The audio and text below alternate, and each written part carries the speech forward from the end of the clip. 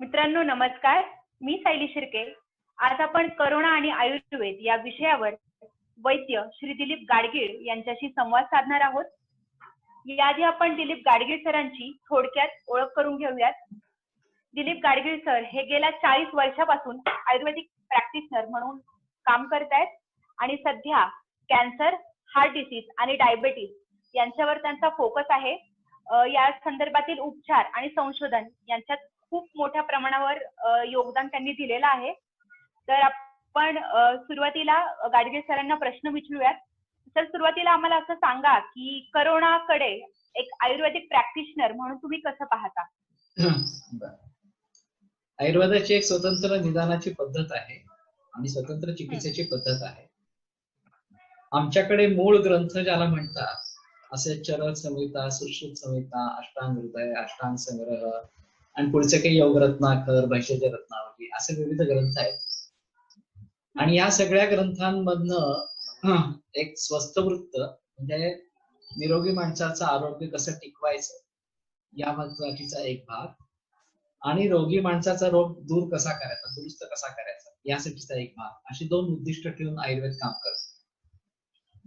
त्यातल्या रोगाच्या संदर्भातला जो भाग आहे त्याचं आमच्याकडे एक निदान पंचक म्हणून वर्णन केलं की रोगाची कारणं काय, ज्याला हेतू अशा स्वरूपाचं म्हणतात. तर त्याची आधी होणारी रूपं कोणती म्हणजे लक्षणं कोणती, पूर्वरूप असं त्याला म्हटलं जातं. एखादा रोग पुढे निर्माण व्हायचा आहे तर त्याची काही विशिष्ट लक्षणं आधी होतात. त्या रोगाची लक्षणं म्हणून स्वतंत्र असणाऱ्या अशा स्वरूपाची काहीतरी असतात. नंतर कशाने बरं वाटतं आणि कशाने त्रास वाढतो याला उपशय आणि अनुपशय अशा स्वरूपाची म्हणून गोष्टी. आणि आमचा सगळा जो सिद्धांत आहे तो त्रिदोष सिद्धांत म्हणून मूळ आहे की वायू, पित्त आणि कफ असे 3 दोष आहेत आणि त्यांची साम्यावस्था असली की आरोग्य असतं आणि त्यांच्यात काही बिघाड झाला की रोग निर्माण होतो. त्या सर्व रोगांच्या बाबतीमध्ये आयुर्वेद ते दोष कसे बिघडतात, कुठे जातात, कशा प्रकारे रोग निर्माण करतात याचं सविस्तर वर्णन करतात. जे पूर्वीपासूनचे तापासारखा आजार असेल, खोकल्यासारखा आजार असेल, जुलाब अशा स्वरूपाचा असेल किंवा अगदी राजयक्ष्मा ज्याला टीबी अशा स्वरूपाचं म्हणता येईल अशा स्वरूपाचे आजार असतील, तर अशा अनेक आजारांच्या बाबतीमध्ये ह्या निदान पंचकाच्या माध्यमातून निदान कसं करायचं. जसं आता ॲलोपॅथीमध्ये डिफरन्शिएटेड डायग्नोसिस नावाचं प्रकरण असतं, तसं आमच्याकडे पण आहे की यासारखंच दिसणारं आणखीन कुठला आजार आहे असणारा अशा स्वरूपाचा. आमचं एक त्रिस्कंद कोश म्हणून खूप मोठं काम कोलटकर सरांच्या प्रेरणेने सुरू झालेलं टिळक महाराष्ट्र विद्यापीठामध्ये झालेलं आहे. तर हे 19 वर्ष चाललं होतं. या मूळ ग्रंथातून सर्व सूत्र एकत्र करून त्याच्यावरती आधारित 3 कोश आम्ही बनवले, हेतुकोश, लक्षणकोश आणि औषधकोश. या हेतुकोश आणि लक्षण कोशावरती आधारित आयुध निदान असं एक डायग्नोस्टिक सॉफ्टवेअर बनवलं आणि औषधकोशावरती आयुध उपचार असं ट्रीटमेंट सॉफ्टवेअर बनवलं. आणि हा सगळा पसारा एकंदर 13 व्हॉल्यूम्स आणि 14,500 पानं अशी आहे. सगळं काम संस्कृतमध्ये आहे. तर सांगण्याचा तात्पर्य अर्थ असं की आयुर्वेद हे परिपूर्ण शास्त्र आहे. त्याला स्वतःची निदानाची बैठक आहे, त्याची स्वतःची चिकित्सेची बैठक आहे आणि ही गोष्ट लोकांना माहितीच नाहीये. बहुतेक लोकांचा असा गैरसमज असतो की आयुर्वेद म्हणजे काहीतरी झाडसाऱ्याची औषधं, काहीतरी तोडगे अशा स्वरूपाचं आहे. तसं ते अजिबात नाहीये. हे खूप इलॅबोरेट असणारं अशा स्वरूपाचं शास्त्र आहे. हजारो वर्ष वापरात आहे. त्याला वेदांचा बेस असणारा अशा स्वरूपाचा आहे आणि ऋषीमुनींनी सांगितलेलं अशा स्वरूपाचं शास्त्र. तेव्हा नवीन कुठलाही आजार आला, माझं मुख्य क्षेत्र कॅन्सरचं आहे, तर आम्ही आयुर्वेदाच्या दृष्टिकोनातून त्याची कारणं काय, त्याची लक्षणं काय, आधी होणारी लक्षणं काय वगैरे वगैरे असं समजून घेतो. तसंच कोविड-19च्या बाबतीमध्ये करायचं आहे. म्हणजे आमच्या दृष्टीने आम्ही जर ऍक्टिव्ह केस कोविड-19ची बघितली तर आमच्या दृष्टीने त्याचं निदान नेमकं काय होईल, पूर्वीच्या रोगांमधलं काहीतरी होईल का काही वेगळा विचार करायला असं ठरवायला लागतं. आता मध्ये आमची बऱ्याच वैद्यांची निदान मीटिंग झाल्या, माझी पंतप्रधानांच्या बरोबर पण एक बैठक झालेली आहे या संदर्भामध्ये, ज्यात माझं पार्टिसिपेशन ऍक्टिव्ह नव्हतं पण मी त्या लोकांपैकी एक होतो, वैद्यांची पैकी एक होतो. तर त्याच्यामध्ये आमच्या दृष्टीने हा कफवातज ज्वर, श्वसनक संधिपात, संधिपात ज्वर, आगंतुज ज्वर अशी निदाने त्याची निदान होऊ शकतात याच्याविषयी अनेक वैद्यांच्यामध्ये चर्चा झाली. आणि यातले 2-3 भाग करायला लागते. एक ऍक्टिव्ह आजार आहे की ज्यांना अक्यूट कंडिशन आहे, आयसीयू मध्ये ऍडमिट केलंय, ऑक्सिजन पेशंट आहे, अशा रुग्णांच्या बाबतीमध्ये आयुर्वेदाचा दृष्टिकोन कसा असेल, त्यांचा आयुर्वेदाच्या दृष्टीने निदान काय असेल आणि त्यांना चिकित्सा काय द्यायची असा एक भाग राहतो. अर्थात आमच्याकडे चिकित्सा म्हणजे फक्त औषध असा भाग अजिबातच नाहीये. आयुर्वेदामध्ये पथ्यापथ्य संकल्पना खूप मोठी आहे. विशेषतः अग्नीचा विचार करायला लागतो आणि तापासारखं प्रकरण जर असेल तर आमच्याकडे लंघन हीच पहिली चिकित्सा आहे. नुसता द्रवाहार अग्नीचा आता तुम्ही बोलत आहात अग्नीविषयी, तर ती संकल्पना काय आहे ते थोडं एक्सप्लेन करून सांगा. बर. अहम वैश्वानरो भूत्वा प्राणिनां देहमाश्रितः असं गीतेमधलं एक सूत्र आहे. कृष्ण स्वतःच सांगतायत की मी वैश्वानर अशा स्वरूपाचा होऊन प्राणी मात्रांच्या शरीरामध्ये अग्निरूपाने राहतो अशा स्वरूपाचा, आणि प्राणापान समायुक्त हा पचामंद्यम चतुर्विध, प्राण आणि अपान या दोन वायूंच्या जोडीने मी 4 प्रकारच्या अन्नाचं पचन करतो. तर आपण जे काही अन्न घेतो की आपण जे काही पाणी पितो अशा स्वरूपाचं त्याचं पचन व्हावं लागतं शरीरातल्या, ज्याला आम्ही जठराग्नी अशा स्वरूपाचं म्हणतो. आणि हे पचन झाल्यानंतर त्याचं शारीर भावांमध्ये रूपांतर होतं. आपण भात पोळी भाजी असं खातो आणि आपल्या त्याच्यातून आपले रस रक्त मांस मेद अस्थि मज्जा शुक्र असे 7 धातू बनतात असा. तर ही जी प्रोसेस आहे त्याला परिणमनाची प्रक्रिया असं म्हणतात, की बाहेरच्या अन्नापासून आपल्या शरीराचे घटक बनणं ही जी प्रक्रिया आहे त्या जठराग्नीमुळे होत असते असं आयुर्वेदाचं म्हणणं. आणि विशेषतः तापामध्ये हा जठराग्नी मंद होतो, त्याचं कार्य करण्याची शक्ती कमी होते, आणि म्हणून तुम्ही जर नेहमीच अन्न त्यावेळेला खाल्लं तर त्याचं पचन होत नाही, उलट आम नावाचा एक विषारी पदार्थ निर्माण होतो. म्हणून आमच्याकडे तापामध्ये पहिलं सूत्र लंघनम अशा स्वरूपाचं आहे, म्हणजे काही खायचं नाही अशा स्वरूपाचं, उपवास करायचा अशा स्वरूपाचं. अगदीच भूक लागली किंवा हे झालं तर आधी सिद्ध जल प्यायचं. आमच्याकडे चडंगोदक म्हणून एक कल्पना आलेली आहे. ती निरनिराळ्या वनस्पती आहेत, त्या पाण्यामध्ये टाकून उकळून त्याचं पाणी प्यायचं. म्हणजे त्याच्यामध्ये नागरमोथा आहे, वाळा आहे, सुंठ आहे, अशा स्वरूपाच्या वनस्पती आहेत. तर मग हे तापाचे ज्वराचे सिम्पटम्स दिसल्यावर करायची प्रोसेस आहे, म्हणजे एखाद्याला जर अशी लक्षणं दिसत असतील तर दिसल्यावर किंवा तापाची पूर्वरूप कणकण आलेली आहे अंगावरती, अंग मोडून आल्यासारखं वाटतंय, तर आता ताप येऊ घातलाय असा त्याचा अर्थ झाला, तर त्याच वेळेला हे सगळे उपचार लगेचच सुरू करायचे, की गरम पाणी प्यायचंय किंवा असं उकळलेलं पाणी प्यायचंय, लंघन करायचंय, भूक लागल्याशिवाय काही घ्यायचं नाही, आणि अगदीच घ्यायचं झालं तर भाताची पेस्ट प्यायची, ती पण औषधाने सिद्ध करून घेता येते. 14 पट पाणी घालायचं तांदळामध्ये आणि शिजवून त्याची पेस्ट बनवायची, फक्त पेस्टच म्हणजे पातळ त्याचा भाग घ्यायचा, जो शीत आहेत भाताची ती तशीच ठेवायची, त्याला काय हात नाही लावायचं. तर ह्या प्रकाराने लंघन नावाची गोष्ट आवश्यक राहील. पाणी प्यायचं ते उकळूनच प्यायचं अशा स्वरूपाचं आहे, आणि मग ह्याच्या जोडीला औषधं देता येतात. मग ती काढे अशा स्वरूपाची असू शकतील, रसशास्त्र म्हणून आमच्याकडे मोठं उदयाला आलेलं प्रकार आहे, त्यातली औषधं वापरता येतात असं आहे. आणि हा त्या वैद्याचा प्रांत आहे, वैद्याने त्याचं निदान काय केलेलं आहे आणि त्या निदाना अनुसरून ग्रंथातनं काय औषध आले त्यांचा वापर त्यांनी करायचा.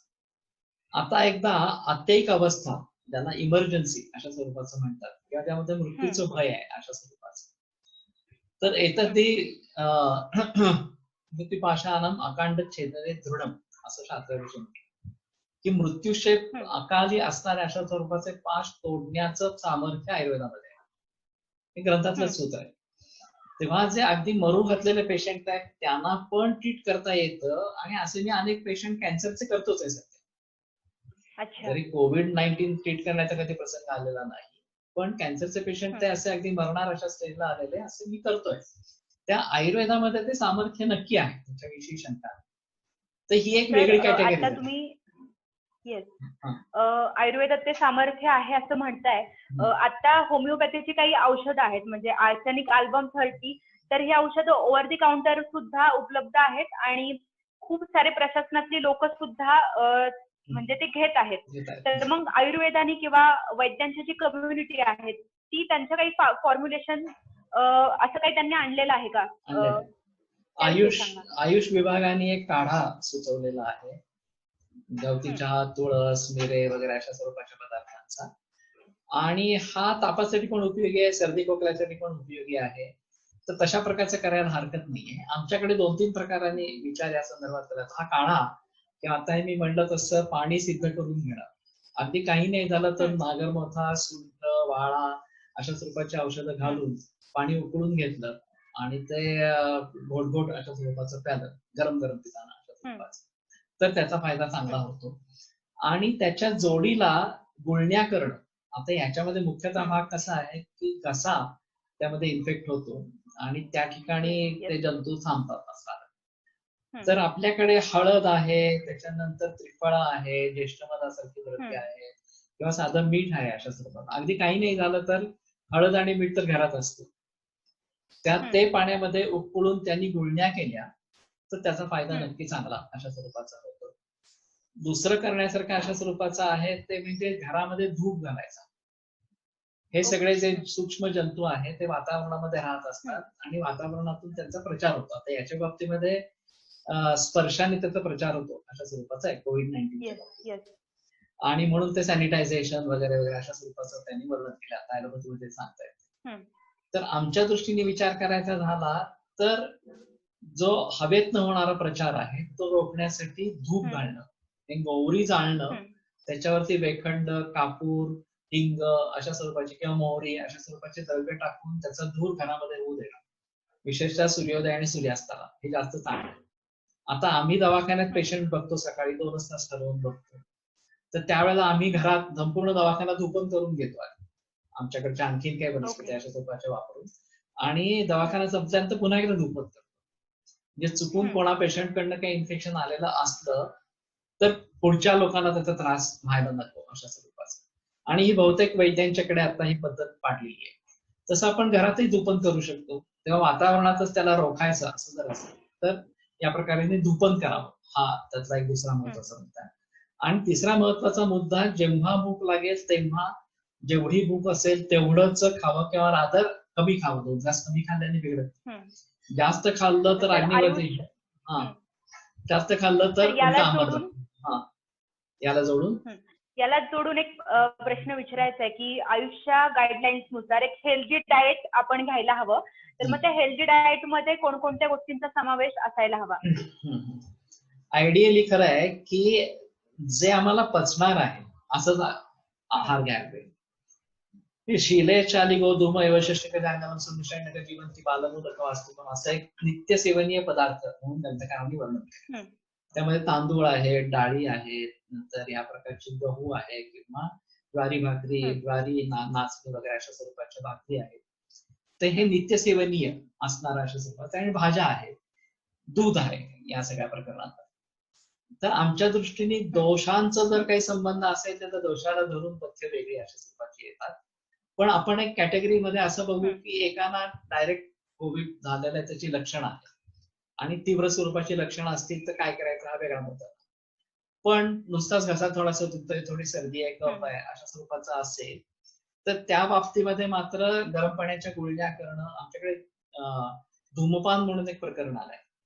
जसं आपण सिगारेट स्मोकिंग असतं तसं वनस्पतींनी बनवलेल्या अशा स्वरूपाचे सिगारेट्स मिळतात. तर त्याचे झुरके नाकाने ओढायचे आणि तोंडाने सोडायचे अशी एक धूमपानाची प्रोसेस आहे. तर त्यांनी पण कफ आणि वाताचं शमन चांगल्या प्रकारचं होतं. ते आपण करू शकतो, गुळण्या करू शकतो अशा स्वरूपाचं. नाकामध्ये औषध घालणं असं पण आहे. तर आधी नाकात औषध घालायचं. अणुतेल म्हणून एक सगळीकडे मिळणार अशा स्वरूपाचं तेल आहे. काहीच नाही झालं तर घरचं तेल, तिळाचं तेल किंवा घरचं साजूक तूप कोमट करून नाकात घालायचं, त्याच्यानंतर गुळण्या करायच्या आणि त्याच्यानंतर धूमपान करायचं. असं जर केलं तर इन्फेक्शनची शक्यता खूप कमी होते. जरी कोणाकडनं इन्फेक्शन. तर मग हे नाकात तेल घातल्यामुळे नक्की कशा पद्धतीनं फायदा होतो? नासा ही शिरसोद्वारम असं म्हटलंय. नाकातून जे काही दोष किंवा इतर गोष्टी आहेत त्या आत शिरतात शरीरामध्ये. ते मस्तकाचं दार आहे. तर त्या दारावरती हा पहारेकरी म्हणून काम करतो. जतुर्धन विकाराणाम अजन्मने उच्छेदायाच्या जाताना. धूमपान जे आहे हे रोग निर्माण होऊ नये म्हणूनही उपयोगी पडतं आणि रोग झाले असतील तर दुरुस्त करायला पण उपयोगी पडतं. विशेषतः कफवात प्राधान्य असेल तर धूमपान उपयोगी पडतं. पित्ताचा संबंध असेल तर नाही सांगितलं. पण जनरली आताची सगळी लक्षणं आहेत ती कफाची आहेत जास्त, त्यामुळे धूमपान यामध्ये उपयोगी पडेल अशा स्वरूपाचं. तर अशा प्रकारे आधी नस्य करायचं, नाकात तिळाचं तेल किंवा घरी जे काही तेल असेल ते, अगदी खोबरेल तेल असतं तरी चालेल, किंवा साजूक तूप घालायचं. त्याच्यानंतर गरम पाण्यामध्ये मीठ आणि हळद घालून गुळण्या करायच्या आणि मग धूमपान करायचं. असं जर केलं तर काळजी घेतली त्याने घरात दूध घालायचं. एवढं जर सगळं केलं गेलं तर याला आपण बाहेरच्या बाहेर रोखू शकू किंवा शरीरात गेला तरी त्याला प्रतिकार अशा स्वरूपाचं करू शकतो. आणि मग आहाराच्या संदर्भामध्ये मी आता सांगितलं तर घरचं साधं जेवण जेवायचं. आम्ही तर आग्रह धरतो की नैसर्गिक किंवा ऑर्गॅनिक खा, सेंद्रिय अन्न खा. कारण आत्ताच्या धान्याला कस नाही. आत्ताचं धान्य जे आहे ते संकरित धान्य आहे. त्याला स्वतःला प्रतिकार शक्ती नाही म्हणून पेस्टिसाइडचं कव्हरेज द्यायला लागतं. आणि मग पुन्हा शिवाय उत्पादन वाढवण्यासाठी म्हणून केमिकल फर्टिलायझर्स वापरले जातात. तर आम्ही स्वतः नॅचरल खातो, म्हणजे नैसर्गिक वेगळी दुकानं आहेत त्याची किंवा वेगळे त्याचे सोर्सेस आहेत आणि तिथनं घेऊन आम्ही ते खातो अशा स्वरूपाचं. तसं सगळ्या समाजाने करायला पाहिजे. आता सगळ्या तेवढ्या मोठ्या प्रमाणात ते उपलब्ध नाहीये आणि महागाई आहे अशा स्वरूपाचं आहे. पण तरी ज्यांना कळतंय त्यांनी ते सुरुवात करावी आणि मग तशी डिमांड वाढली की त्याचा सप्लाय वाढेल. हळूहळू अनेक लोक मग ते स्वस्त सुद्धा लोकांना उपलब्ध व्हायला मदत होईल. त्यामुळे आता सुभाष पाळेकरांचं खूप मोठं काम आहे याबाबतीत, नैसर्गिक शेतीच्या बाबतीत. आणि त्यांचे लाखो शेतकरी आता अनुयायी आहेत. तर पुढच्या 10-15 वर्षामध्ये पिक्चर खूप बदलेल, याच्याविषयी शंका नाही. तर एक तर घरचंच खा असं महत्वाचं, साधंच अन्न खा, भात पोळी भाजी भाकरी असंच खा, भुकेपेक्षा 2 घास कमी खा अशा स्वरूपाचं. आणि पर्टिक्युलरली रात्रीचं जेवण सूर्यास्ताच्या आत शक्यतो घेता आलं तर जास्त बरं. अगदी जास्तीत जास्त वाईट म्हणजे 8च्या आत जेवण व्हायला पाहिजे. रात्री उशिरा टीव्ही बघायचा, मग उशिरा जेवायचं, टीव्ही बघत मोबाईलवरती चॅट करत जेवायचं, या सगळ्या चुकीच्या संकल्पना आहेत. आमचं जेवताना लक्ष जेवणाकडेच असायला हवं आणि योग्य मात्रेतच आम्ही जेवण करायला हवं आणि साधं जेवण करायला. आता लॉकडाऊन मुळे असं झालंय की सगळं कुटुंब घरी आहे, मग काय ऑर्डर्स निघतात, थोडं तळलेलं करू, वडे करू, करू, हा तद्दन मूर्खपणा आहे.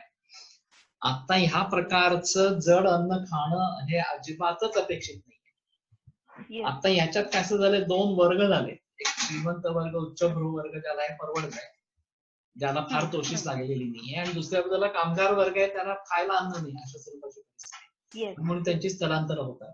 त्या आम्ही कुठेतरी त्यांचं स्मरण ठेवावं, आम्हाला होता येईल तेवढी त्यांना मदत करावी अशा स्वरूपाची. पण आम्ही तरी निदान या प्रकारे काही खाऊ नये असं नक्की लक्षात ठेवायला पाहिजे. आणि असं याला जोडून ठीक आहे सर, याला जोडून मला विचारायचंय की जे तुम्ही म्हणालात की आपल्या ज्या म्हणजे रात्री लवकर जेवायला पाहिजे, पण आपल्या ज्या जागण्याच्या किंवा झोपण्याच्या वेळा आहेत किंवा आपली एकूणच लाईफस्टाईल आहे ती पूर्ण बदललेली आहे आणि कुठेतरी आपली इम्युनिटी कमी होण्यामागे ही जी लाईफस्टाईल आहे ती सुद्धा तितकीच कारणीभूत आहे. तर मग आपलं डेली रुटीन कसं असायला हवं? आता आपण लॉकडाऊनच्या काळात आहोत, आता आपण स्वतःला एक शिस्त लावायला सुद्धा मदत होईल असा हा काळ आहे. आणि एक आपल्याकडे एक संकल्पना आहे मॅजिक 21 डेज की 21 दिवसात आपल्याला एखादी नवीन सवय आपण आपल्याला लावू शकतो. येस. तर मग सर, आपण कशा पद्धतीची लाईफस्टाईल आता म्हणजे आपल्यात म्हणजे बनवायला हवी? त्याचं असं आहे, ब्राह्मे मुहूर्ते उत्तिष्ठ असं ग्रंथातलं वचन. ब्राह्म मुहूर्त हा सूर्योदयापूर्वी 1.25 तास असं सांगितलं. 1.5 तास, 1.25 तास नाही 1.5 तास. तर समजा आताचा सूर्योदय रफली 7च्या सुमाराला असतो, 6:45-7च्या दरम्यान असतो. तर त्याच्या मागे आम्ही 1.5 तास गेलो तर आम्ही 6:15ला उठायला पाहिजे जवळपास, किंवा 6:45ची टायमिंग धरली तर 6:45 आणि 5:15. तर 5:15ला उठायला पाहिजे आयडियल. तर निदान माझं म्हणणं 5:30 पर्यंत तरी उठा अशा स्वरूपाचं. नियमितपणे व्यायाम करा. आता ह्या सगळ्याचा संबंध शेवटी इम्युनिटीशी आहे, प्रतिकार शक्तीशी आहे. आणि प्रतिकार शक्ती ही तुमच्या व्यायामावर अवलंबून. तेव्हा तुम्हाला बाहेर जाणं शक्य नसेल तर घरात घरात सूर्यनमस्कार घाला, जॉगिंग करा, पळा. तरुण वर्गासाठी तर हे सगळं उपयोगी पडणार आहे स्वरूपाचं आहे. ज्या वृद्ध व्यक्ती आहेत त्यांनी चालण्याचा व्यायाम करा, बाहेर जाणं शक्य नसेल तर गच्ची असेल तर गच्चीचा वापर करा, घरातल्या घरात फेरा मारा अशा स्वरूपाचं. आणि आयुर्वेदात योग आणि प्राणायाम यांना पण खूप महत्व आहे. तर मग त्याचा कसा अवलंब केला पाहिजे या काळात? तर प्राणायाम पण करायलाच हवाय. विशेषतः कपालभाती, भस्त्रिका हे पूर्वतयारीचे व्यायाम आहेत, प्राणायाम आहे. आयडियली प्राणायाम जो आहे हा अंतकुंभक बहिकुंभक वगैरे अशा स्वरूपाचा वापरून करायचा आहे. म्हणजे श्वास घ्यायचा, रोधायचा, सोडायचा, रोधायचा असं एक सायक्लिक करता येतं अशा स्वरूपाचं. किंवा ओंकारामध्ये या प्रकाराने चांगल्या प्रकारचा प्राणायाम करून करता येऊ शकतो. तर सगळ्यांनी प्राणायाम करावाच. अगदी पहिली बेसिक म्हणजे दीर्घ श्वसन करावं. अगदी खोल श्वास घ्यायचा, सावकाश घ्यायचा आणि सावकाश सोडायचा. यांनी सुरुवात करावी. अनुलोम विलोम म्हणून एका नागपुडी घ्यायचा, दुसऱ्या नागपुडी सोडायचा, दुसऱ्या नागपुडी घ्यायचा, परत पहिल्या नागपुडी सोडायचा अशा स्वरूपाचं. आणि मग त्याच्या जोडीला हळूहळू अंतकुंभक बहिकुंभक, आधी बहिकुंभकाची प्रॅक्टिस जास्त करावी आणि मग अंतकुंभकाकडे वळावं. याच्यासाठी योग तज्ञांचं मार्गदर्शन घ्या. याचे निरनिराळे व्हिडिओज अवेलेबल आहेत, त्यामुळे तो काही इश्यू आता फारसा नाही आहे.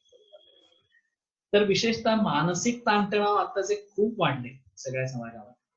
एक मोठी भीती आहे की आपल्याला कोविडनी गाजलं तर काय करायचं आणि मग आपलं कसं होणार, आपल्या कुटुंबियांचं कसं होणार, इतक्या मोठ्या प्रमाणामध्ये तो सगळ्या जगभर पसरतो आहे, इतके डेथ होत आहेत रोज त्याच्या बातम्या येत आहेत. त्यामुळे लोक खूप घाबरून गेले याच्या स्वरूपाची.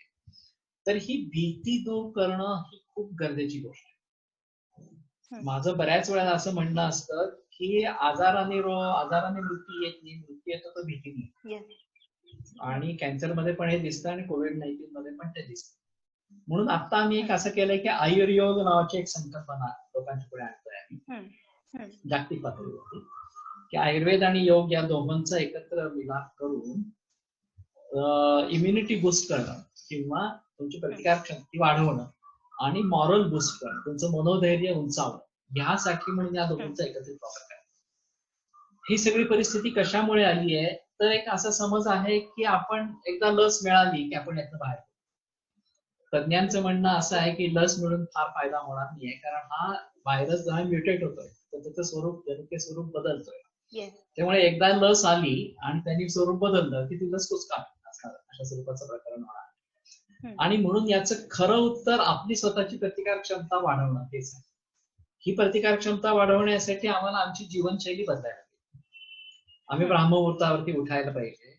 सकाळी नियमितपणे योगासन, प्राणायाम, वेगवेगळ्या प्रकारचे व्यायाम अशा स्वरूपाचे करायला हवे. देशी गाईचं दूध आणि देशी गाईचं तूप हे आमच्याकडे रसायनांमध्ये श्रेष्ठ म्हणून सांगितलं, म्हणजे ज्यांनी प्रशस्त धातू निर्माण होतात अशामध्ये श्रेष्ठ म्हणून सांगितलं. आम्ही त्याचा आग्रह धरतो. हे दूध प्यायचंच आहे तर मग त्याच्यामध्ये सोनं घालून उकळून दूध घेता आलं तर जास्त चांगलं. सोन्याची बांगडी किंवा अंगठी अशा स्वरूपाचं टाकून, थोडी हळद टाकून, सुंठ टाकून असं दूध घेतलं तर जास्त चांगलं. पाणी पिताना पण पाणी उकळून प्यायचंय. लोक मग काय करतात की आमच्याकडे फिल्टरचं पाणी आहे त्यामुळे आम्हाला उकळायची गरज नाही असं म्हणतात.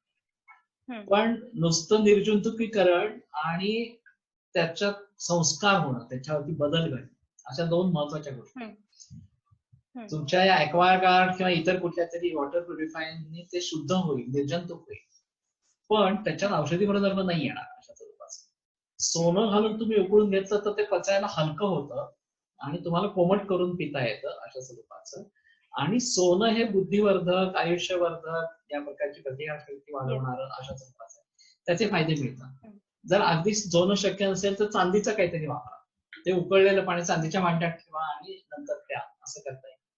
तेही नसेल तर तांब्याचं भांडं पण वापरता येईल असणार. ते तांब्याच्या भांड्यामध्ये ठेवायचं आणि तांब्याच्या भांड्यात प्यायचं. पण पाणी उकळून घ्यायला पाहिजे आणि आज उकळलेलं पाणी आजच रात्रीपर्यंत संपायचं, दुसऱ्या दिवशी सकाळी नवीन उकळायचं. नाहीतर उकळलेल्या पाण्याचे गुणधर्म बदलतात असा आहे. त्या आज उकळलेलं पाणी आजच दिवसभरात प्यायचं आणि दुसऱ्या दिवशी पुन्हा नवीन उकळायचं. असं जर केलं गेलं तर जास्त बरं. आणि याच्यासाठी शक्यतो खरं तर स्टीलचं पातेलं वापरलं तर जास्त बरं आहे पाणी उकळण्यासाठी, किंवा पितळी पातेलं वापरलं तरी चालेल. असं ऍल्युमिनियमची भांडी वापरू नयेत, खरं कोणीच वापरू नयेत असं आहे. दुर्दैवाने आज सध्या या नॉनस्टिक असतील किंवा ऍल्युमिनियमचे असतील याच भांड्यांचा वापर जास्त मोठ्या प्रमाणामध्ये आहे. तर हे कुठेतरी बदलायला पाहिजे. आम्ही सगळ्यांना सल्ला देतो की भाजी आमटीसाठी लोखंडी कढई वापरा. तुम्ही डाळ शिजवून घेतली आणि समजा प्रेशर कुकर तुमचा ऍल्युमिनियमचा आहे तरी आजची भांडी स्टीलची असायला हवी, कमीत कमी. स्टीलचाच प्रेशर कुकर असला तर जास्त बरं. आणि त्यातनं डाळ शिजल्यानंतर किंवा भाज्या शिजल्यानंतर लोखंडी कढईमध्ये त्याच्यात टाकायच्या, फोडणीला टाकायच्या, तर त्यातनं नैसर्गिक लोह मिळतं. आताची एक मोठी समस्या आहे की 80% स्त्रियांमध्ये कमतरता आहे आयर्नची, सगळे म्हणतात, आणि त्याच्यासाठी आयर्नच्या गोळ्या घ्या म्हणून सांगतात. त्याच्यापेक्षा या प्रकारे नैसर्गिक स्वरूपानं जर लोह मिळालं तर ते केव्हाही चांगलं असतं. आणि आता दुसरी समस्या आहे ती व्हिटॅमिन D3 आणि B12ची. खूप लोकांच्या याच्यामध्ये D3 आणि B12 खूप कमी असतात. त्यालाही पुन्हा सप्लिमेंट घ्या असं सांगितलं जातं. तर देशी गाईचं दूध घेतलं तर दोन्ही घटक मिळतात. कारण गायी उन्हामध्ये हिंडणार आहेत, देशी गाई उन्हामध्ये हिंडणार आहेत, जर्सी गाई हिंडत, जर्सी गाई सावलीत असतात. त्यामुळे व्हिटॅमिन D3 तयारच होत नाही. सूर्य हा सोर्स आहे व्हिटॅमिन D3चा. पण आपणही उन्हात जात नाही आणि गाई म्हशी पण उन्हात जात नाही, असं जर असेल तर व्हिटॅमिन D3 निर्माण होणार कुठं? तर निदान गाई म्हशी उन्हात जात असल्या तर त्यांच्या कातडीखाली D3 तयार होतं, ते त्या दुधातून आपल्याला मिळू शकतं. आणि व्हेजिटेरियन लोकांना देशी गाईचं दूध एवढाच B12चा सोर्स आहे. नॉन व्हेजिटेरियन लोकांना मांसाहारातून ते मिळू शकतं, मांसाहारातून मिळू शकतं. पण व्हेजिटेरियन लोकांना फक्त देशी गाईचं दूध एवढाच सोर्स आहे B12, नाही तर मग सप्लिमेंट घ्यायला पाहिजे असं होतं. तर देशी गाईचं दूध सुरू केलं तर हे दोन्ही प्रश्न सुटतात आणि त्यांच्या दृष्टीने रसायन पण आहे. तेव्हा जर ह्या प्रकाराने आता पुन्हा देशी गाईचं दूध सगळीकडे चांगल्या प्रमाणात उपलब्ध आहे असं नाही, हा एक वेगळा मुद्दा आहे. पण पुन्हा डिमांड सप्लाय रेशो आहे, त्याची डिमांड वाढली की त्याचा सप्लाय वाढेल. तर खूप लोक पुन्हा जर्सी गायकडनं देशी गायकडे वळायला लागले, असं झालंय. माझ्या पेशंट्स मध्ये पण बऱ्याच लोकांनी देशी गाय पाळायला सुरुवात केली. शेती आहेच मुळातली, गायी बदलून जर्सी झाल्या होत्या, पण एक तरी देशी गाय आपल्या स्वतःसाठी असं त्यांनी सुरुवात केली. तर ही पण चांगली गोष्ट असणार आहे. पण सर मग जिथे देशी गाईचा पर्याय उपलब्ध नाहीये, मग तिथे म्हशीचं दूध ऑप्शनला वापरू शकतो का? शेळीचं पहिलं आहे, शेळीचं पण उपलब्ध नसेल तर म्हशीचं. शेळीचं पचायला हलकं आहे, तेही नसेल तर म्हशीचं वापरायला. आता त्यातल्या माल प्रॅक्टिसेस गेल्या पाहिजेत. ऑक्सिटोसिन नावाचं एक हार्मोन आहे, ते टोचलं जातं प्राण्यांना आणि त्यांनी दूध वाढतं. तर हे सरसहा केली जाणारी गोष्ट आहे, तो मूर्खपण आहे, ते सगळ्यांनी थांबवायला पाहिजे. 4 पैसे कमी मिळाले तरी चालतील, किंवा 4 पैसे लोकांकडून जास्त घेतले तरी चालतील, पण जे काही देणार आपण ते प्रामाणिक द्यावं. तशा प्रकारचं म्हशीचं दूध असेल तर त्याला अडचण नाही येणार, जर देशी गाईचं मिळतच नसेल. पण जर देशी गाईचं मिळत असेल तर आधी देशी गाईचंच घ्यावं, त्याच्यानंतर शेळीचं घ्यावं, आणि तेही नसेल तर मग म्हशीच्या दुधाचा विचार करावा. त्या A2 मध्येच मोठं. याच्यामध्ये डेव्हिल इन द मिल्क नावाचं एक डॉक्टर वुडफोर्डचं पुस्तक आहे, न्यूझीलंडच्या डॉक्टरचं, अमेझॉनवरती मिळतं. तर त्यात त्यांनी ते A1, A2 याचा फरक नेमका काय आहे, आणि A1 या जर्सी गायींनी कॅन्सर, ऑटिझम, डायबिटीस होतो, असं सगळं सविस्तर मांडलंय. ते रिसर्च बुक आहे, त्यामुळे सर्वसामान्य माणसाला ते जरा भंजाळा होणार असं माझं मत. पण ज्यांना इंटरेस्ट आहे त्यांनी जरूर बघा त्याच्याविषयी. येस, म्हणजे सर सेंद्रिय अन्न खाणं आणि जे देशी गाईचं दूध आहे, तर म्हणजे अशा जर गोष्टी ज्या निसर्गाशी समतोल साधणाऱ्या आहेत त्या जर केल्या तर मग हे जे डिसीज आहेत त्यांचं प्रमाण कमी व्हायला पण मदत होईल. बरोबर, नक्की होईल, त्याच्याविषयी शंकाच नाहीये. आणि हे केवळ याच रोगासाठी नाही, म्हणजे आता हा व्हायरस आलाय, हंता नावाचा व्हायरस येऊ घातलाय, असं आहे चायनाबद्दल असणार अशा स्वरूपाचं. आणि जे आता मी म्हणते नॉन कम्युनिकेबल डिसीजेस आहेत, कॅन्सर, डायबिटीस वगैरे, ह्यांच्यामध्ये पण इम्युनिटी हाच कळीचा मुद्दा आहे. आणि इम्युनिटी वाढली तर आपण संसर्गजन्य आणि असंसर्गजन्य अशा दोन्ही रोगांना प्रतिबंध करू शकतो. त्या आम्हाला जर खऱ्या अर्थाने विचार करायचा असेल तर आम्हाला प्रतिकार शक्ती वाढवणं हेच त्याचं उत्तर आहे. ते जेवढ्या लवकर कळेल समाजाला आणि जेवढ्या लवकर आपण त्याच्याविषयी करू तेवढे जास्त बरं असणार. तर याला धरून एक प्रश्न विचारायचा आहे की रोगप्रतिकारक शक्ती वाढवणं हे खूप महत्वाचं आहे. म्हणजे या आधीच्या जरी साथी आपण पाहिल्या, मग ती सार्सची असेल, मर्सची असेल, एबोलाची असेल किंवा आताची करोनाची, आणि पुढे येऊ घातलेल्या ज्या साथी आहेत त्यात सगळ्यात महत्वाचा फॅक्टर हा आपली इम्युनिटी आहे. तर आता आपण ज्या गोष्टी बोललो त्या व्यतिरिक्त आपली इम्युनिटी अजून बूस्ट करण्यासाठी आपण आणखी काही करू शकतो का? आता काय आयुषनी पण काही सांगितल्यात गोष्टी. रसायन औषध ज्याला म्हणतो ते च्यवनप्राश एक आहे या आताच्या प्रकरणामध्ये, ते चांगलं आहे असणार अशा स्वरूपाचं, त्यांनी इम्युनिटी बूस्ट अप व्हायला मदत होते. शतावरी कल्प अशा स्वरूपाचा आहे, जो ही दोन्ही औषधं बाजारात उपलब्ध असणारी आहेत. पण ह्या प्रकारची अनेक औषधं ग्रंथात दिलेली आहेत आणि ती बऱ्याच प्रमाणात उपलब्ध पण आहेत. म्हणजे कुष्मांडा आवले म्हणून कोवळ्यापासून बनवलं अशा स्वरूपाचं आवले आहे. तर ही मात्र वैद्यांच्या सल्ल्याने यातली कुठली घ्यावी असं ठरवावं. आणि दूध सोनं दुधामध्ये घालून उकळून घेणं हा वाजीकरणातला योग आहे, ग्रंथाचा चरक संहितेचा असणार. पण सोनं आणि दूध ही दोन्ही रसायन पण आहेत, त्यामुळे हा घरच्या घरी करण्यासारखा सोपा आहे. पाण्यामध्ये सोनं टाकून उकळून घेणं हाही पण घरच्या घरी करण्यासारखा अशा स्वरूपाचा आहे. आमच्या दृष्टीने नियमित अभ्यंग करावा असं एक आहे. किमान तिळाच्या तेलाने रोज आंघोळीच्या आधी सगळ्या अंगाला तेल लावायचं आणि आंघोळ करायची अशा स्वरूपाची, किंवा बला तेल वगैरे अशी इतर औषधं बाजारात उपलब्ध आहेत. तर त्याचे नक्की काय फायदे आहेत? अभ्यंगाचे फायदे काय आहेत? त्याच्यामध्ये मुख्य फायदा आहे तो वातावरती नियंत्रण हा आहे. वातदोष हा जो आहे हा वृक्ष, लघु, शीत अशा गुणांचा आहे, आणि तेल हे उष्ण, स्निग्ध, गुरु अशा गुणांचं आहे. त्यामुळे तेल हे सातत्याने वापरलं गेलं तर वाताला जिंकतं असं त्यांचं म्हणणं आहे.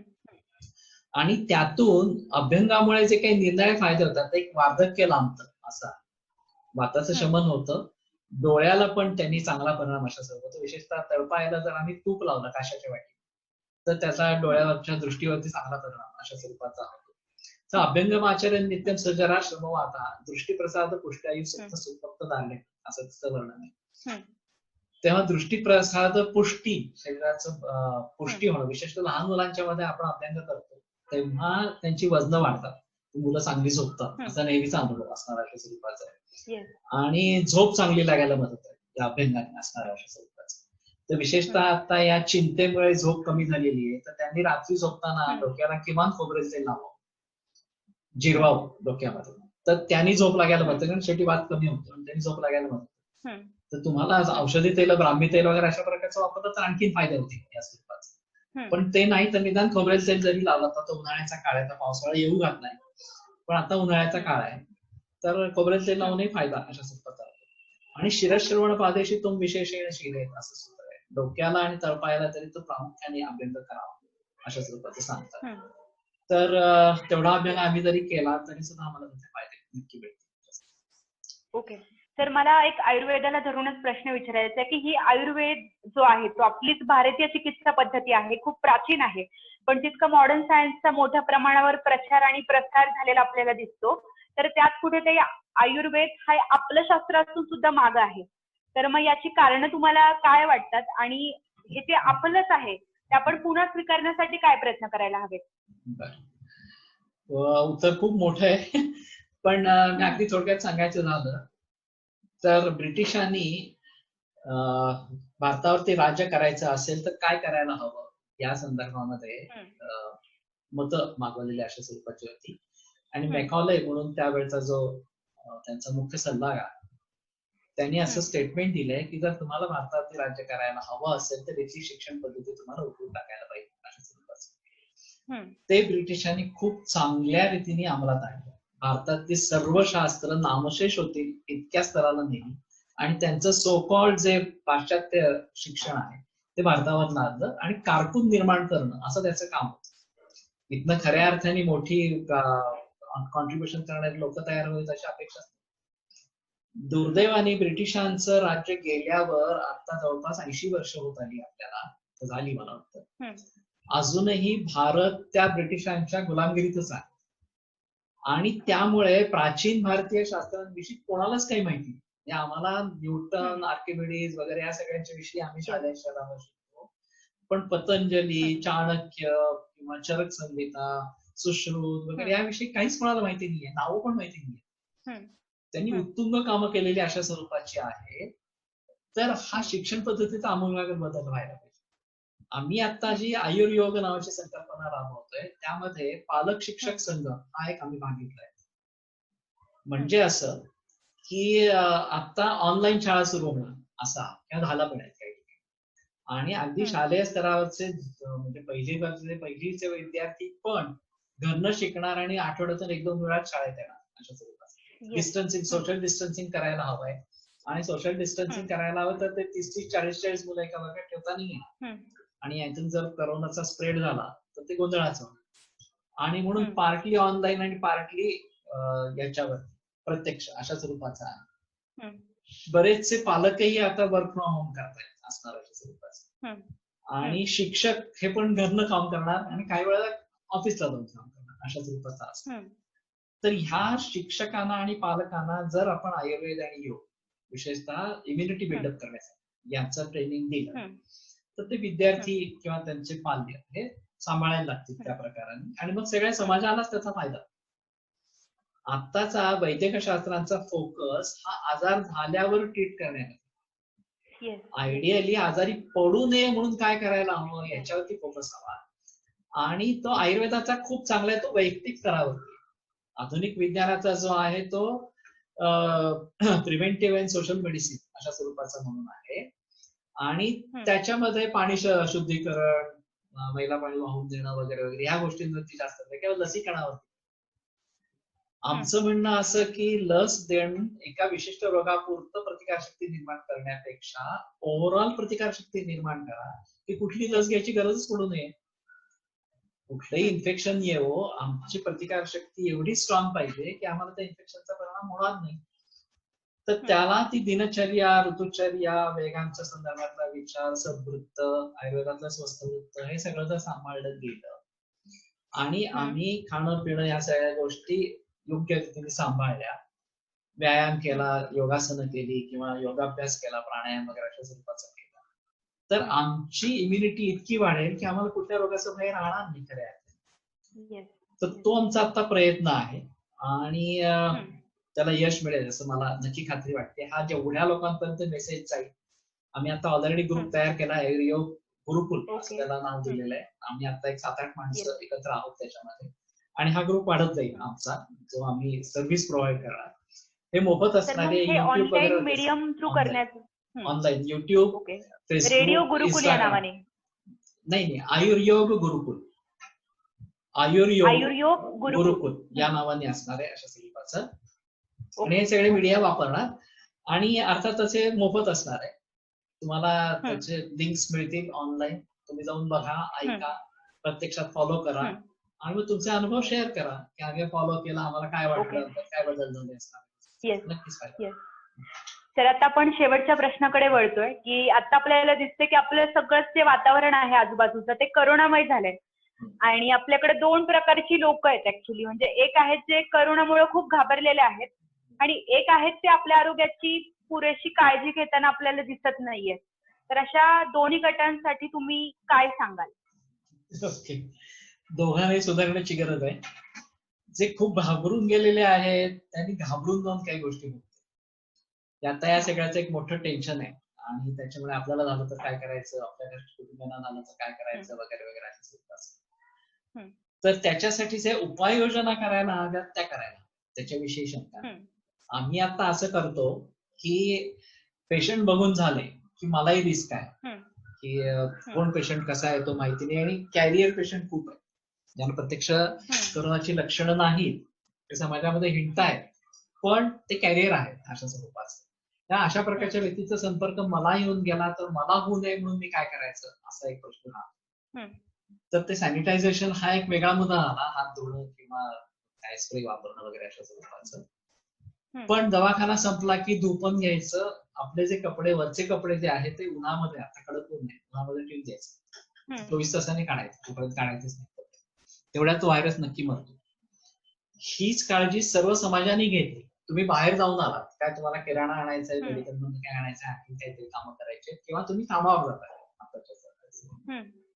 तर घरी आल्यानंतर कुठेही शिवाशिव न करता पहिल्यांदा कपडे तुम्हाला कुठं सेफ जागी ठेवता येतील असं ठेवा काढून, जिथं कोणाचा इतर संपर्क येणार नाही असणार अशा स्वरूपाचं. किंवा ते काही शक्य नसेल तर सरळ कपडे पाण्यात भिजवायचे आणि दुसऱ्या दिवशी धुवायचे, दररोज नवीन सेट वापरायचा असणार अशा स्वरूपाचं. आणि पहिल्यांदा आंघोळ करायची सर. जर तुम्हाला असं वाटत असेल की बाबा नाही आपल्याला संसर्ग झाला असण्याची शक्यता आहे, तर गरम पाण्याने आंघोळ करायची बाहेर न आल्यानंतर. हे पथ्य जर सगळ्यांनी पाळलं तर संसर्ग खूप मोठ्या प्रमाणामध्ये कमी होईल. बेदरकार राहणाऱ्या लोकांच्या बाबतीमध्ये हा गोंधळाचा मुद्दा आहे. तुम्हाला काय होणार आहे, माझी खूप प्रतिकारशक्ती चांगली आहे असं म्हणून जर ते करत राहिले तर कदाचित त्यांना स्वतःला होणार नाही पण ते लोकांमध्ये पसरवत राहतात. त्या काळजी दोघांनी घ्यायला पाहिजे. ज्याला होण्याची शक्यता आहे, ज्याला भीती वाटते त्यांनी पण काळजी घ्यायला पाहिजे आणि जो बेदरकार आहे त्यांनी आपल्यामुळे दुसऱ्याला होऊ नये म्हणून तरी काळजी घ्यायला पाहिजे. कारण जवळपास 80% पेशंट्स मध्ये लक्षणं नाहीये. जे COVID-19 पॉझिटिव्ह आहे त्यांच्यामध्ये लक्षणं नाहीये. आता त्याला क्वारंटाईन केलं जातं फक्त असं अशा स्वरूपाचं आणि तो निगेटिव्ह झाला की नाही असं बघतात. मी एक आता नवीन विचार मांडला होता की त्याचं जे काही अँटीबॉडीज तयार होतात ज्यांना कोरोना होऊन गेलाय असणार त्याच्या प्लाझ्मा सेल्स लोकांना द्यायचे वगैरे असे प्लाझ्मा थेरपी. प्लाझ्मा थेरपी चालेल. तर ज्यांच्यामध्ये अशा प्रकारचे अँटीबॉडीज निर्माण झालेले आहेत तो जोपर्यंत तो करोना म्युटेट होत नाही, बदलत नाही, तोपर्यंत ह्या लोकांना भीती नाहीये. ते बाहेर वावरले तर त्यांना भीती नाहीये. आम्ही आता करोना टेस्ट करण्याच्या ऐवजी किंवा ती करून ऍडिशनली ही जर स्वस्तामध्ये टेस्ट करू शकलो की मला अँटीबॉडीज निर्माण झाल्या आहेत का नाही झाल्या अशा स्वरूपात. पण हे अजून प्रायमरी स्तरावरती आयसीआय मध्ये नुकत्याच त्याच्या संदर्भात गाईडलाईन्स रिलीज केल्याच मी ऐकलंय, प्रत्यक्षात काही मी बघितलेलं असणार अशा. तसं जर झालं तर मला स्वतःला एक खात्री आहे, तर विशेषतः जी लोक फ्रंटवरती काम करतात, जे मेडिकल स्टाफ असेल, पॅरामेडिकल स्टाफ असेल, पोलीस कर्मचारी असणारे अशा स्वरूपाचे आहेत, यांच्या मनामध्ये एक टांगती तलवार आहे भीतीची, यांना जाणं आपल्याला कोरोना झालं तर काय करायचं, आणि त्या प्रकारची केसेस निघतात पण आहेत. तर समजा या लोकांची टेस्ट झाली आणि त्यांच्याकडे अँटीबॉडीज निर्माण झालेले आहेत असं कळलं तर ते आणि त्यांच्या घरचे आश्वस्त होतील किंवा ठीक आहे जरी कोरोनाचं इन्फेक्शन झालं तरी यांच्या शरीरातली यंत्रणा चांगली आहे त्यामुळे यांना कोरोना ऍक्च्युअली रोग नाही होणार असणार. ते पसरवू शकतात का पसरवू शकतात ही गोष्ट राहील या सगळ्या प्रोसेस. जोपर्यंत तो कोरोना त्यांच्या शरीरामध्ये ऍक्टिव्ह आहे तोपर्यंत ते पसरवू शकतात. जेव्हा त्या कोरोनाचा खात्मा प्रतिकार शक्तीने होईल तेव्हा ते त्यातनं बाहेर पडतील असणार अशा स्वरूपात. पण तरी का होईना एवढं मानसिक समाधान जरी असलं की माझ्या प्रतिकार शक्ती जागृत झाली आणि ऑब्जेक्टिव्ह पॅरामीटर्स वरती आहे तरी सुद्धा खूप चांगलं नाही. पण ही अजून कोणी कल्पना मांडलेली नाहीये. मलाही परवा कल्पना आली म्हणून मी सुचली आणि मी ती मांडली आता एका डॉक्टरांच्या पुढे मांडली. तर त्यांनी सांगितलं की ते म्युटेट होत असल्यामुळे ते फार टिकणार नाही असणार अशा स्वरूपाचं. पण म्युटेशन होईपर्यंत ते राहील अशा स्वरूपाचं आहे. आणि एखाद्या व्यक्तीची प्रतिकार शक्ती चांगली असल्यामुळे त्यांनी आताच्या करोना व्हायरसचा जर टक्कर दिली असेल तर करोना व्हायरसचं स्वरूप बदलल्यानंतर तो टक्कर देऊ शकेल. प्रश्न मुळात प्रतिकार क्षमतेचा आहे. त्याच्यात प्रतिकार क्षमता चांगली आहे म्हणून त्यांनी पहिल्या करोनाला टक्कर दिली, दुसऱ्यालाही तो देईल ना, म्युटेट झालेला पण देईल असं असू शकतं. पण ह्याचा एक वेगळा विचार करायचा, इम्युनिटीचा फॅक्टर महत्वाचा आहे. हा इम्युनिटीचा फॅक्टर महत्वाचा आहे. तेव्हा दोघांनी बेदरकार कोणी राहू नये आणि खूप काळजी घेऊन नुसतंच बसून राहायचं असंही करू नये. ज्या गोष्टी करायला हव्या, व्यायाम करायला हवा, योगाभ्यास करायला हवा, खाण्यापिण्यावरती बंधनं ठेवायला हवी, पहाटे लवकर उठायला हवं, रात्री लवकर झोपायला पाहिजे, ह्या सगळ्या गोष्टी करायला हव्या आणि त्याच्या जोडीला काळजी घ्यायला हवी. मी आता सांगितलं तसं बाहेरून तुम्ही आलात तर कपडे बदला, ते कुठेतरी अशा ठिकाणी ठेवा की जिथं कोणाचा संपर्क होणार नाही, कडकडीत गरम पाण्याने आंघोळ करा तर तुम्हाला बऱ्यापैकी, आणि नाकामध्ये औषध घालणं, गुळण्या करणं ह्या गोष्टी करा जर तुम्हाला काही लक्षणं दिसली. नसताना सुद्धा हे केलं म्हणून काहीच बिघडत नाही. गुळण्या करणं हे सगळ्या गोष्टी ज्या आहेत काही लक्षणं तुम्हाला नसताना सुद्धा त्या दैनंदिन जीवनात जितके आपण करू तितकं चांगलंच आहे. त्यामुळे काही प्रश्न नाही असणार. धन्यवाद सर. आज या मुलाखतीच्या दरम्यान तुम्ही करोना संदर्भातील ज्या गोष्टी आहेत म्हणजे इम्युनिटी असेल किंवा आपली लाईफस्टाईल कशी असावी आणि आपण म्हणजे व्यायाम असेल किंवा आपलं मानसिक आरोग्य असेल यांचं किती महत्व आहे त्यात या मुलाखतीच्या दरम्यान आम्हाला सांगितलं. मला आशा आहे की सरांनी आज या मुलाखतीच्या माध्यमातून त्या गोष्टी आपल्याला सांगितल्या त्या जास्तीत जास्त अवलंब करण्याचा आपण प्रयत्न कराल. धन्यवाद सर, आज तुम्ही या मुलाखतीत सहभागी झालात. मित्रांनो, आपल्याला माहित आहे की हा जो करोनाचा काळ आहे, आपण जे सगळं करोनामय वातावरण झालेलं आहे तर ते नक्कीच बदलेल. ही परिस्थिती सुद्धा जाईल, हा काळही जाईल, पण आपण सुद्धा त्याच्यासाठी प्रयत्न करणं गरजेचं आहे. आपली रोगप्रतिकारक शक्ती जी आहे ती बळकट करण्याचा प्रयत्न करायला हवा. तर आशा करूयात की ही परिस्थिती बदलेल आणि लवकरच सर्व सुरळीत होईल. धन्यवाद.